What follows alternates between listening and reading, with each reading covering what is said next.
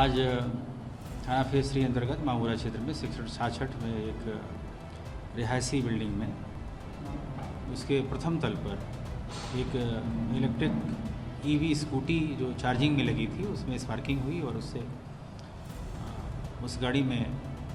आग लग गई और उसके आसपास खड़ी तमाम गाड़ियों में आग लग गई और उससे जो फ्यूम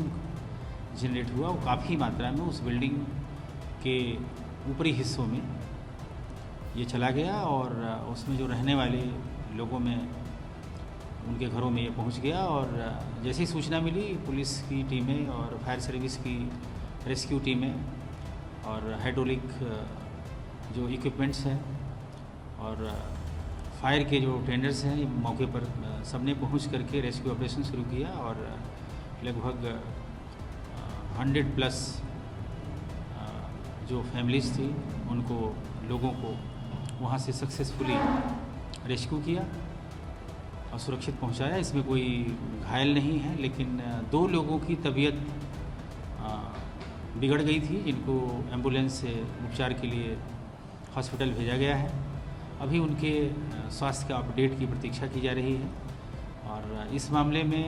नेग्लिजेंस के आरोप में उस बिल्डिंग के जो लीज होल्डर हैं, संचालक हैं, उनके विरुद्ध समुचित धाराओं में अभियोग पंजीकृत किया गया है और उनको हिरासत में ले लिया गया है। इस प्रकरण में अन्य विधिक कार्यवाही की जा रही है।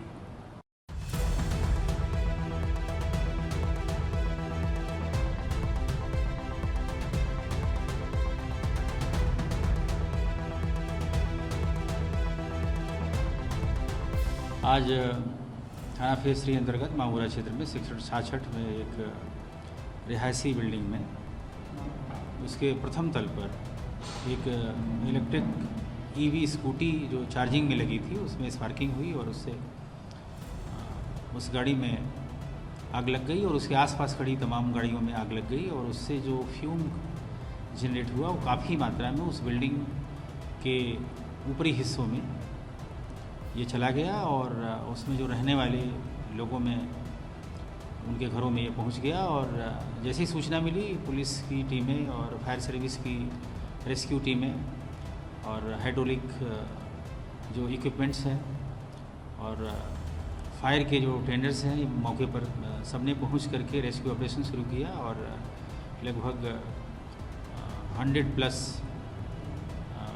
जो फैमिलीज़ थी उनको लोगों को वहाँ से सक्सेसफुली रेस्क्यू किया और सुरक्षित पहुँचाया। इसमें कोई घायल नहीं है, लेकिन 2 लोगों की तबीयत बिगड़ गई थी जिनको एम्बुलेंस से उपचार के लिए हॉस्पिटल भेजा गया है। अभी उनके स्वास्थ्य का अपडेट की प्रतीक्षा की जा रही है और इस मामले में नेग्लिजेंस के आरोप में उस बिल्डिंग के जो लीज होल्डर हैं, संचालक हैं, उनके विरुद्ध समुचित धाराओं में अभियोग पंजीकृत किया गया है और